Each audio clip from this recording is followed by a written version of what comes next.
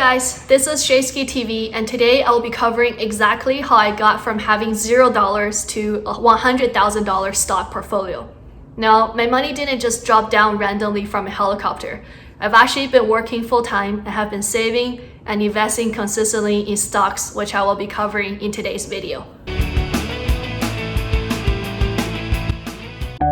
From June 2017 to December 2017, I've invested approximately $22,000 into the following stocks. First, we have Google at approximately 41% of my total contributions. Then we have Amazon at 36%. Next is NextEra Energy at 11%. Alibaba at 4.5%. Tencent also at a 4.5%.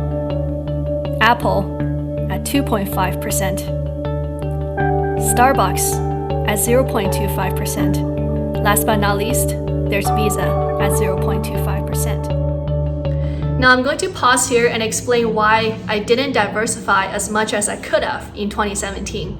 I was around 25 to 26 years old at that time, and my primary focus was all on growth. I feel like being too diversified will suppress my gains, and my plan was to diversify as the time goes on. From January 2018 to December 2018, I've invested another $22,000 into these stocks. First, we have Visa at 33% of my total contributions, TD Bank at 23%, the S&P 500 Index Fund at 23%, ExxonMobil at 9%, a Vanguard International Index Fund at 7.5%, and lastly, NextEra Energy at 4.5%. Now, there is a reason why I put some money towards an index fund, because over 90% of fund managers don't consistently beat the market, and I don't want to lose out on potential market returns if my portfolio doesn't end up beating the market. However, up until the present day, my portfolio has been beating the market year over year, and 2018 was the last year that I invested in an index fund. From January 2019 to December 2019, I invested about $8,000 into these stocks.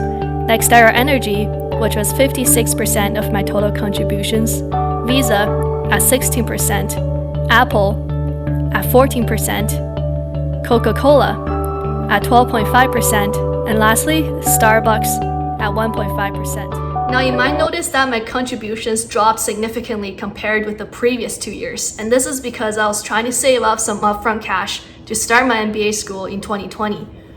In 2020, I trimmed half of my Google, ExxonMobil, and Alibaba positions, then sold all of my Tencent positions, and used all that money plus some capital and invested around $28,000 into these stocks.